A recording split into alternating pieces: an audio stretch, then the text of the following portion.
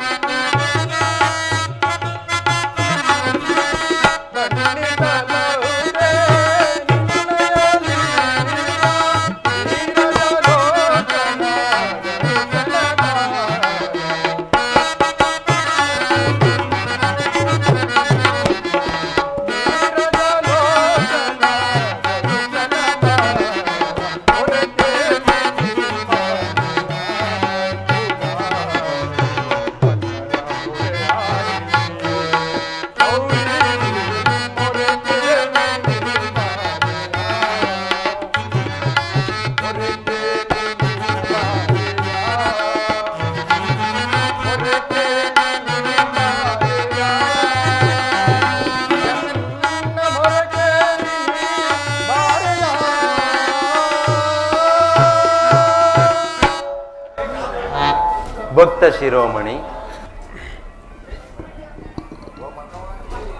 ಪರಮಾತ್ಮ. ವಿದುರ,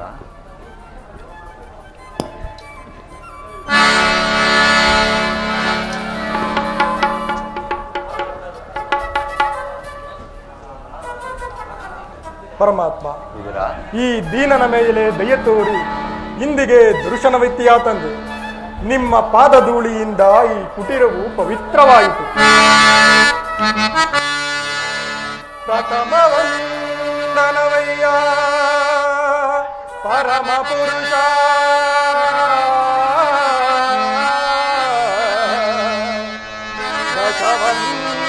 ದಶವಂದನವಯ್ಯ ದಶರಥ ರಾಮನಂತೋ, ಶತವಂದನವಯ್ಯ ಶತಪತ್ರದಳ ನೇತ್ರ ಕೃಷ್ಣ,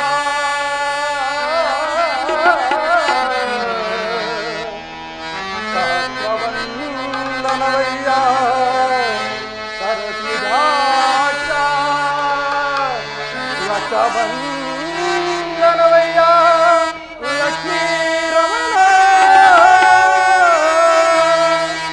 ಕೋಟಿ ವಂದನವಯ್ಯ ಓ ವಿಜಯರ ರಥ,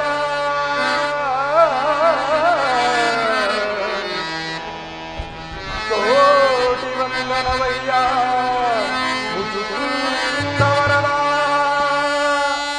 ಅಚ್ಯುತಾನಂದ ಗೋವಿಂದ, ನಮಸ್ತೆ ನಮಸ್ತೆ ನಮಃ.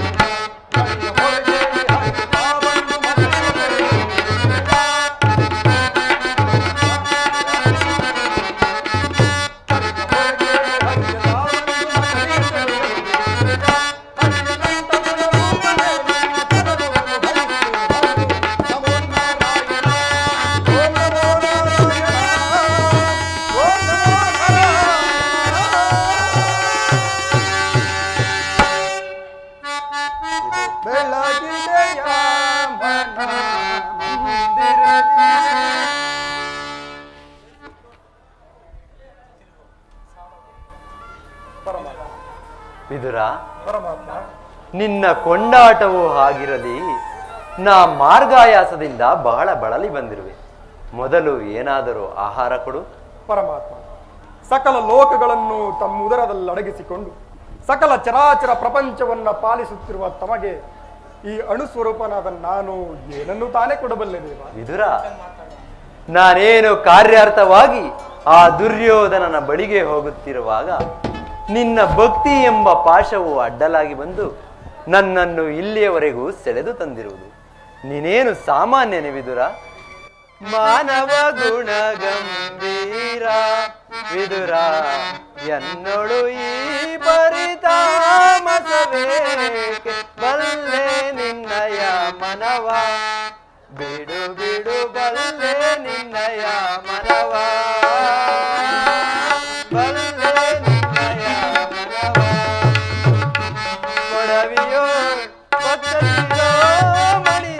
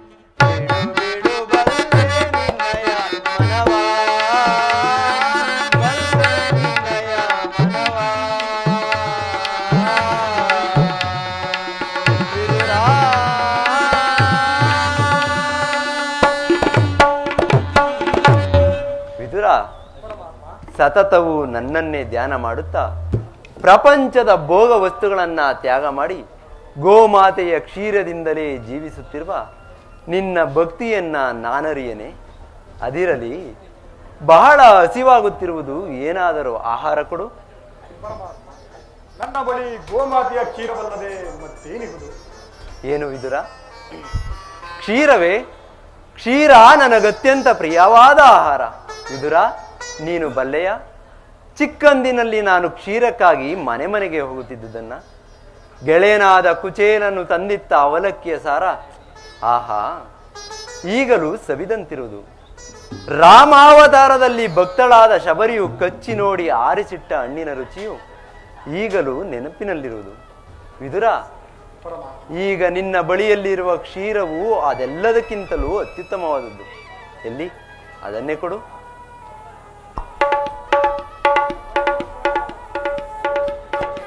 ಏಕೆ ವಿದುರ ತವಕ ಪಡುತ್ತಿರುವೆ?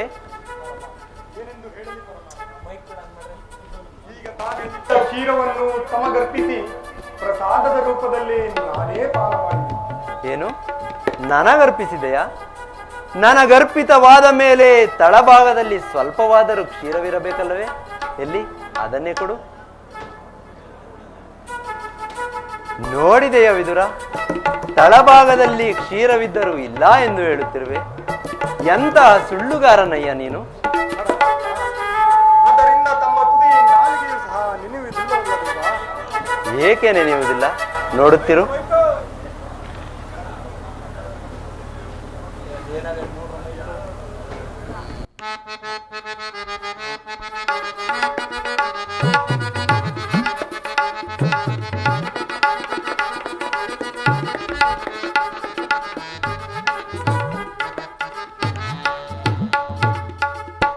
ವಿದುರ,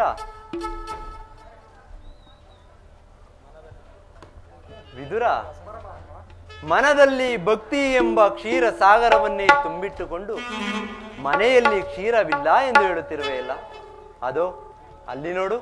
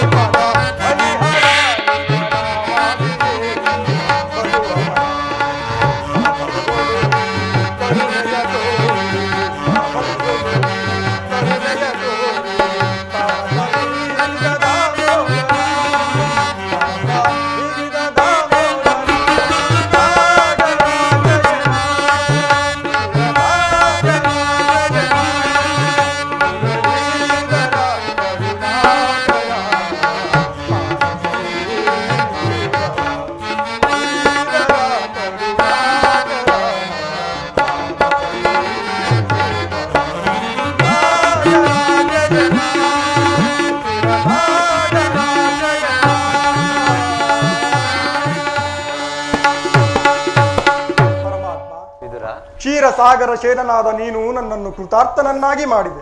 ನಿಮ್ಮನ್ನು ಮಗನಾಗಿ ಪಡೆದ ವಸುದೇವ ದೇವಕಿಯರೇ ಧನ್ಯರು.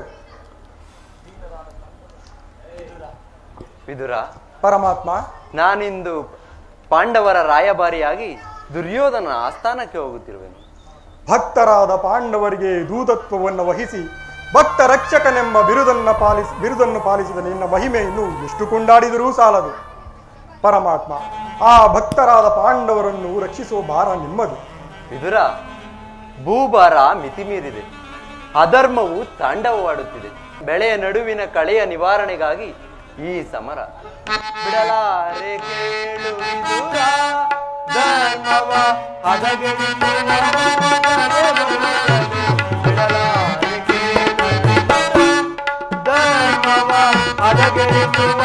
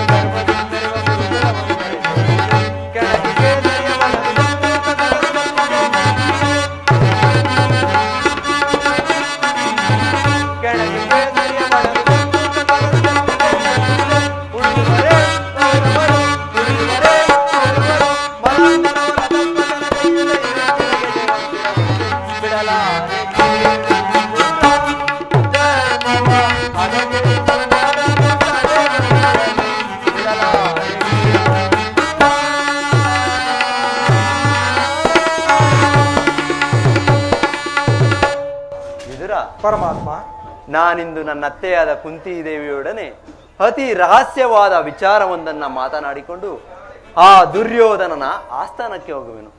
ನೀನು ಅಲ್ಲಿಗೆ ಬಾ. ಅಲ್ಲೊಂದು ವಿಚಿತ್ರವಾದ ಪ್ರಸಂಗ ನಡೆಯುವುದು ನೀನೇ ನೋಡುವೆಯಂತೆ. ತಮ್ಮಿಚ್ಛೆಯಂತಾಗಲಿ ಪರಮಾತ್ಮ. ಜಗದ ಜೀವನದ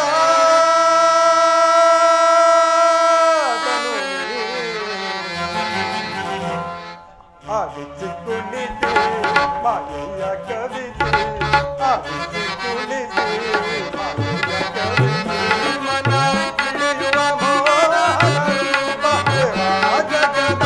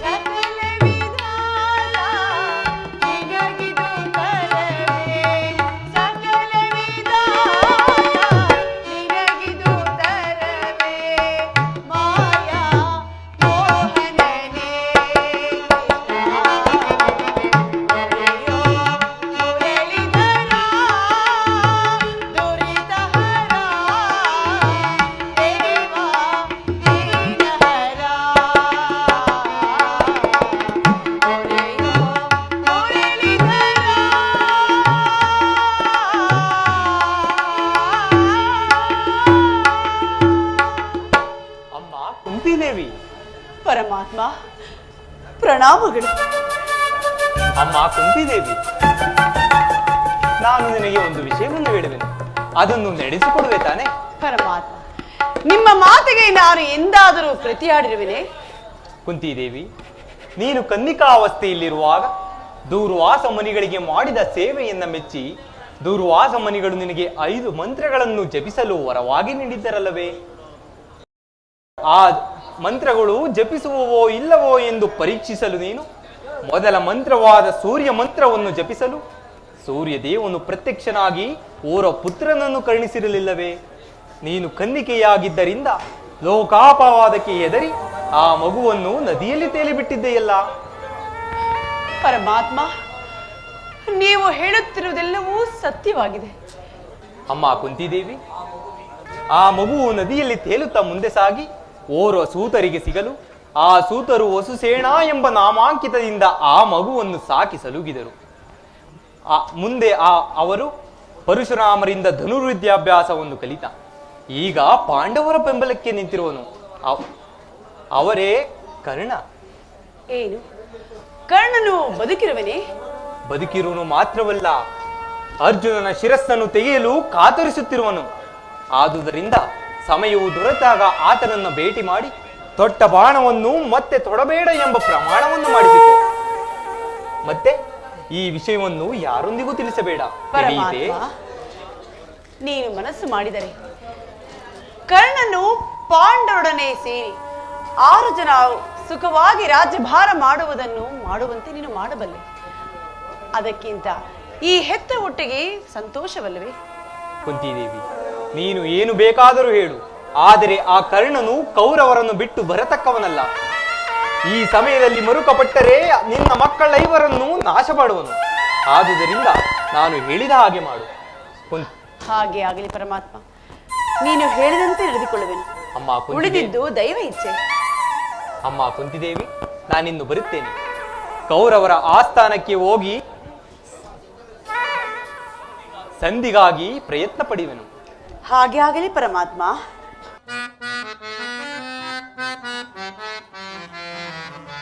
ಮಾಯಾ ಮಾಯವೀ ಜೀವನ ಯೋಚಿಪೆ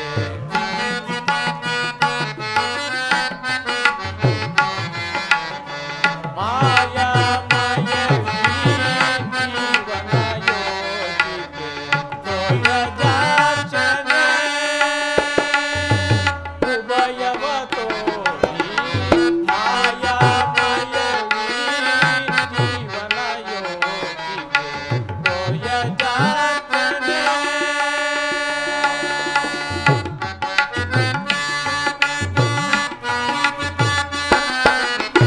ಮಾಯಾ ಪಾಚವ ಜಯಿಸುತ್ತಲಿದ್ದಲೆ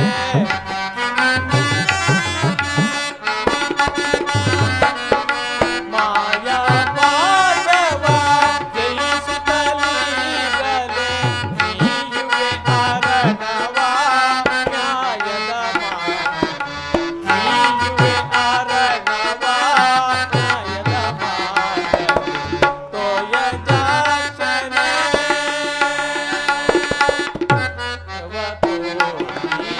ಮಾಯಾ ಮಯವೀ ಜೀವನ ತೋಯ ಜಾಚನೆ. ಶ್ರೀಕೃಷ್ಣ ಪರಮಾತ್ಮನು ಪಾಂಡವರ ರಾಯಭಾರಿಯಾಗಿ ಹಸ್ತಿನಾವತಿಗೆ ಬರುತ್ತಿರುವನು. ನಾನು ಸಹ ಅಲ್ಲಿಗೆ ಹೋಗುವೆನು. ಸಂಧಿಯಾದರೆ ಸರ್ವರಿಗೂ ಕ್ಷೇಮ, ಇಲ್ಲವಾದರೆ ಯುದ್ಧವೇ ಸಿದ್ಧ. ಕಾಯುವರಾರನ್ನ ಕಾಣೆನು ಜಗದಿ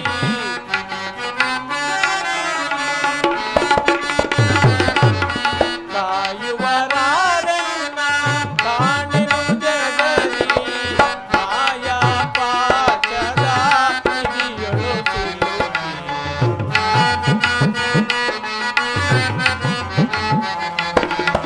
ಮಾಯಾ ಪಾಚದ ನಿಧಿಯೊಳು ಸಿಲುಕಿ ತೋಯ ಜಾಚನೆ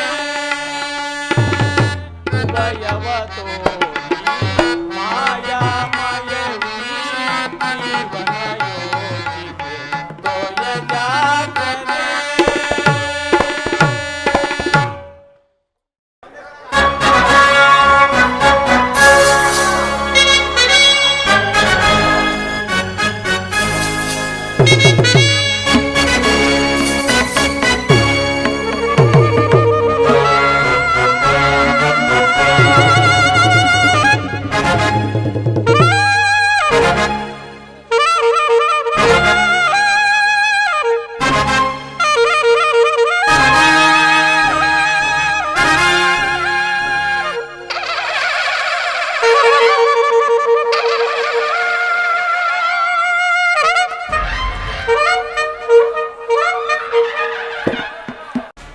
ಅಖಂಡ ಅವನಿ ಮಂಡಲದೋಳ ಅಜೇಯನಾಗಿ ಗಂಡುಗಲಿ ತಂಡವನ್ನು ಖಂಡನಂಗೆಯ್ದು ಈ ಹಸ್ತಿನಾವತಿಯ ಅಧಿಕಾರ ಮುಕುಟವನ್ನು ನನಗೊಪ್ಪಿಸಿದ ಮಹಾಮಂಡಲಾಧೀಶ್ವರರೇ, ನಿಮಗೆ ನಮೋ ನಮಃ.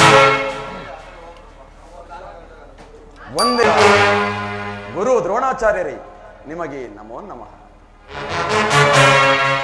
ಮಮತೆಯ ಮಂದಾರ, ಹಿತೋಕ್ತಿಗಳ ಸರದಾರ ಚಿಕ್ಕಪ್ಪ ವಿದುರ ಮಹಾಶಯ, ನಿಮಗೆ ನಮೋ ನಮಃ. ಧಮನಿ ಧಮನಿಗಳಲ್ಲಿ ಪವಿತ್ರವಾದ ಒಂದೇ ವಂಶದ ರಕ್ತವನ್ನು ಹಂಚಿಕೊಂಡು ಆ ಪಾಂಡವರಿಗೆ ಸಿಂಹ ಸ್ವಪ್ನನಾದ ಅನುಜಾ ದುಶಾಸನ, ಮಹಾದೇವನ ವರಪ್ರಸಾದಿ ಭಾವ ಸೈಂಧವ, ಭಗವಾನ್ ಭಾಸ್ಕರ ಪುತ್ರ,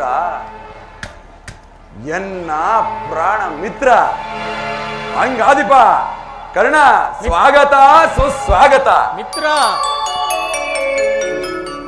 ಇನ್ನು ಸಮಯ ಸಂಜೀವಿನಿಯಂತೆ ಆಗಲಿರುಳು ನನಗೆ ಸೂಕ್ತ ಸಲಹೆಗಳನ್ನು ನೀಡುತ್ತಿರುವ ಸೋದರ ಮಾವ ಶಕುನಿ, ಅಶ್ವತ್ಥಾಮ, ಕೃಪ, ಶಲ್ಯ, ಭಗದತ್ತ, ಬಾಹಲಿಕ ಇಂತಹ ಅತಿರಥರು ನನ್ನಲ್ಲಿರುವಲ್ಲಿ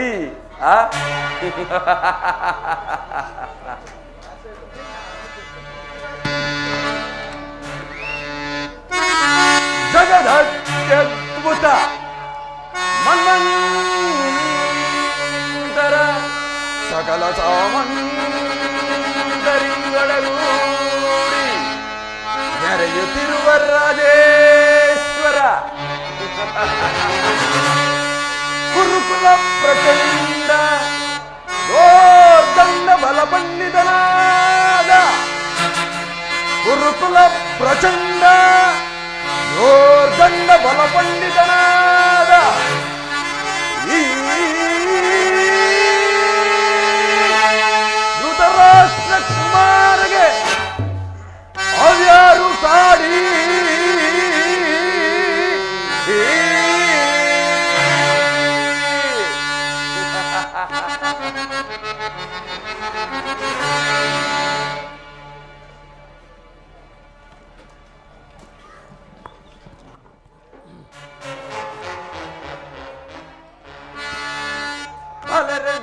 ಜಗದಿ ಇದರ ಯೋಳ್ ಫಲ ಫಲದ ಬಲುತ ಹಸದಿಂದಲಿ ಫಲದ ನೆರೆದ ಜಗದಿ ಹೋದರ ಜಯ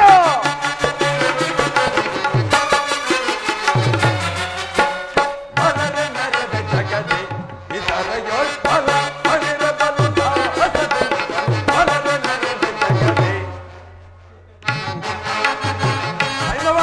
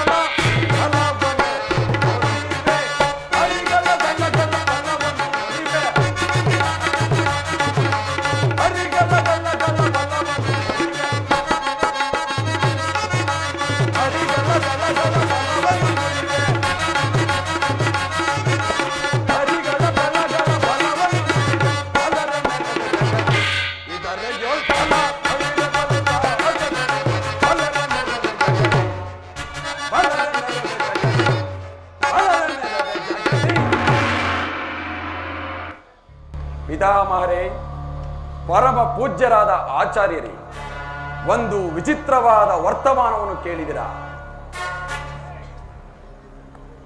ರಾಜ್ಯ ಕೋಶಾದಿಗಳನ್ನೆಲ್ಲ ಕಳೆದುಕೊಂಡು ಸೈನ್ಯದ ಸಹಾಯವಿಲ್ಲದೆ ಆ ಕೃಷ್ಣನನ್ನೇ ನಂಬಿಕೊಂಡಿರುವ ಪಾಂಡವರು ನಾಚಿಕೆ ಇಲ್ಲದೆ ಅರ್ಧ ರಾಜ್ಯವನ್ನು ಕೇಳುವರಂತೆ. ಅರಣ್ಯದಲ್ಲಿ ಅನಾಗರಿಕರಂತೆ ವಾಸ ಮಾಡಿಕೊಂಡಿದ್ದವರ ಅಟ್ಟಹಾಸ ಎಷ್ಟರ ಮಟ್ಟಿಗೆ ಹೆಚ್ಚಿದೆ ಎಂಬುದನ್ನು ನೋಡಿದಿರಾ? ದುರ್ಯೋಧನ, ಪಾಂಡವರಿಗೆ ಕೊಡಬೇಕಾದ ರಾಜ್ಯವನ್ನು ಕೊಡದೇ ಹೋದರೆ ಯುದ್ಧವೇ ಸಿದ್ಧವಲ್ಲವೇ? ಏನು ಹೇಳಿದಿರಿ ತಾತ? ಯುದ್ಧವೇ ಯುದ್ಧ. ನಾವು ಸದಾ ಸಿದ್ಧ. ನನ್ನ ಬಳಿ 11 ಅಕ್ಷೋಹಿಣಿ ಸೈನ್ಯದಳವಿರುವುದು. ಅದರ ಹಿಡಿತಕ್ಕೆ ಸಿಲುಕಿದ ಪಾಂಡವರು ಮದಿಸಿದ ಆನೆಯ ಕಾಲಿಗೆ ಸಿಕ್ಕಿದ ಬಾಳೆಹಣ್ಣಿನಂತೆ ನಜ್ಜುಗುಜ್ಜಾಗಿ ಹೋಗುವುದು. ಸಹೋದರ ದುಶ್ಯಾಸನ, ಪಾಂಡವರ ಮೇಲಿನ ರಣಯಜ್ಞವನ್ನು ಪ್ರಾರಂಭಿಸಲು ಸರಿಯಾದ ಕರ್ಮೋಪದೇಶಕನಾರು? ಇದೇನು ಅಗ್ರಜ, ಹೀಗೆ ಹೇಳುವೆ? ನಮ್ಮ ಅಂಗರಾಜನಾದ ಕರ್ಣನಿಲ್ಲವೇ? ಪೂಜ್ಯರಾದ ಭೀಷ್ಮ ದ್ರೋಣಾದಿಗಳ ಕಣ್ಣೆದುರಿಗೆ ಬೆಳೆದ ನಮಗೇಕೆ ಆ ಚಿಂತೆ? ಚಕ್ರವರ್ತಿಗೆ ಜಯವಾಗಲಿ, ಪುರುಷೋತ್ತಮನು ಜಯಮಾಡಿಸಿಕೊಡು. ಯಾರು ಪುರುಷೋತ್ತಮ? ಯಾರು ಪುರುಷೋತ್ತಮ? ಅವನಾರಿಗೆ ಪುರುಷೋತ್ತಮ. ರಾಜಾದಿರಾಜ ಪುರುಷ ಶ್ರೇಷ್ಠನಾದ ನಾನಿರುವಲ್ಲಿ ಆ ನಂದಗೋಪಾಲನು ಪುರುಷೋತ್ತಮನೋ? ಪಾಂಡವರ ಮಿತ್ರ ಆ ಮೋಸಗಾರ ನೇರವಾಗಿ ನನ್ನ ಅರಮನೆಗೆ ಬಾರದೆ ಅವನ ಒಟ್ಟು ಗುಣಕ್ಕನುಸಾರವಾಗಿ ಓರ್ವ ದಾಸಿ ಪುತ್ರನ ಮನೆಯನ್ನ ಆಶ್ರಯಿಸಿದನಂತೆ. ದುರ್ಯೋಧನ, ಪಾಂಡವರಿಗೆ ನ್ಯಾಯವಾಗಿ ಬರಬೇಕಾದ ಅರ್ಧ ರಾಜ್ಯವನ್ನು ಕೊಡುವಂತೆ ಕೇಳಲು ಶ್ರೀಕೃಷ್ಣ ಪರಮಾತ್ಮ ರಾಯಭಾರಿಯಾಗಿ ಬರುತ್ತಿರುವನಲ್ಲದೆ ಯಾಚನೆಗಾಗಿ ಬರುತ್ತಿಲ್ಲ. ಯಾರು ಮಾತನಾಡುತ್ತಿರುವುದು? ಓ, ದಾಸಿ ಪುತ್ರ ವಿದುರ. ಏನು ಹೇಳಿದೆ? ಪಾಂಡವರಿಗೆ ಅರ್ಧ ರಾಜ್ಯವನ್ನು ಕೊಡಬೇಕು. ಚಕ್ರವರ್ತಿಯಾದ ನಾನು ನಿನ್ನಿಂದ ಕೇಳಿ ತಿಳಿದುಕೊಳ್ಳಬೇಕು. ಸಾಕು, ಬಾಯಿ ಮುಚ್ಚೋ. ದುರ್ಯೋಧನ, ಬಲವಂತನಾದ ನಿನಗೆ ನ್ಯಾಯವೋ ದಿನವು ಅಥವಾ ನ್ಯಾಯಕ್ಕೆ ಸರ್ವರೋ ದಿನವು? ರೋಗಿಗೆ ಅಪತ್ಯವು ರುಚಿಸಿದಂತೆ ಪಥ್ಯವು ಎಂದಿಗೂ ರುಚಿಸಲಾರದು. ನಿನ್ನ ಮರಣಕಾಲ ಸಮೀಪಿಸುತ್ತಿರುವುದರಿಂದಲೇ ನಿನ್ನ ಬುದ್ಧಿ ಈ ರೀತಿ ವಿಕಲ್ಪವಾಗುತ್ತಿದೆ. ಎಲ್ಲವೋ ವಿದುರ, ಒದರದಿರಲೋ ವಿದುರ ಸದರದಿ, ದುಡುಕಿ ಒದರದಿರಲೋ ವಿದುರ ಸದರದಿ.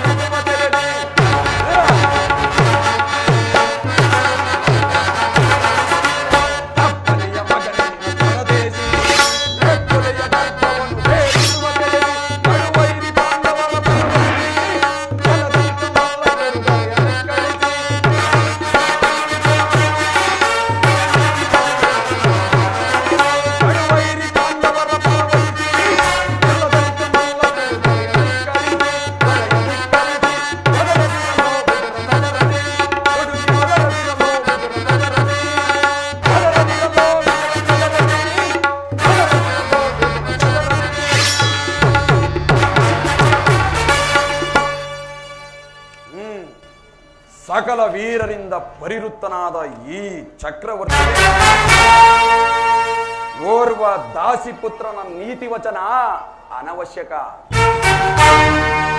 ಸಹೋದರ ದುಶ್ಯಾಸನ, ಈ ವಿದುರನು ಹಿರಿಯನು ಪೂಜ್ಯನು ಎಂದು ಸುಮ್ಮನಿದ್ದ ಮಾತ್ರಕ್ಕೆ ರಾಜಸ್ಥಾನವೆಂಬ ಗೌರವವನ್ನೇ ಮಾತನಾಡುತ್ತಿರುವನು. ಈ ವಿದುರನನ್ನು ಕೂಡಲೇ ಸಭೆಯಿಂದಾಚೆಗೆ ದೂಡಿಬಿಡು. ಏನೆಂದೆಯೋ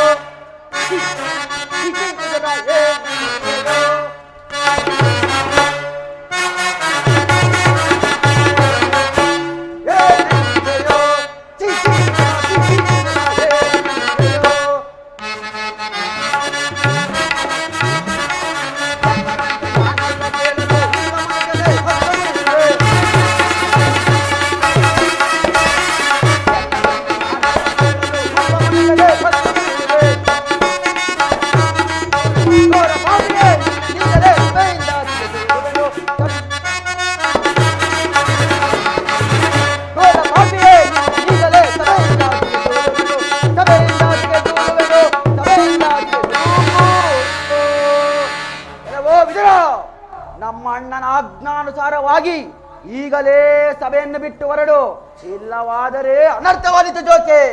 ಛೀ, ಅವಿವೇಕಿ, ದೂರ ಸರಿ. ನನ್ನನ್ನು ಸಭೆಯಿಂದ ಹೊರದೂಡುವಷ್ಟು ಸಾಮರ್ಥ್ಯ ಉಂಟಾಯಿತೆ. ಛೀ, ಅವಿವೇಕಿ, ನೀನೆಷ್ಟೇ ಅಯೋಗ್ಯನಾದರೂ ನನಗೆ ತಿಳಿದಿರುವ ನ್ಯಾಯ ನೀತಿಯನ್ನು ಹೇಳಿಯೇ ತೀರಬೇಕು. ಶ್ರೀಕೃಷ್ಣ ಪರಮಾತ್ಮನನ್ನು ಜರಿದಾಡುತ್ತಿರುವ ನಿನ್ನ ನಾಲಿಗೆ ಸೇದಿ ಹೋಗಬಾರದೆ? ಹೇಳು ದುರ್ಯೋಧನ, ಹಿಂದೆ ದ್ರೌಪದಿಯ ವಸ್ತ್ರಾಪರಣ ಕಾಲದಲ್ಲಿ ಭೀಮನು ಮಾಡಿದ ಪ್ರತಿಜ್ಞೆಯಂತೆ ನಿನ್ನ ತೊಡೆಯನ್ನು ಪ್ರಹರಿಸಿ ಕೊಲ್ಲುವಾಗ ಅದನ್ನು ತಡೆಯಲೆಂದೇ ಇಟ್ಟಿದ್ದ ಈ ನನ್ನ ಧನಸ್ಸನ್ನು ಹಿಂದೆ ಮುರಿದು ಹಾಕಿದೆ. ಇದರೊಂದಿಗೆ ನಾಶವಾಗಿ ಹೋಗುವಂಚಕ.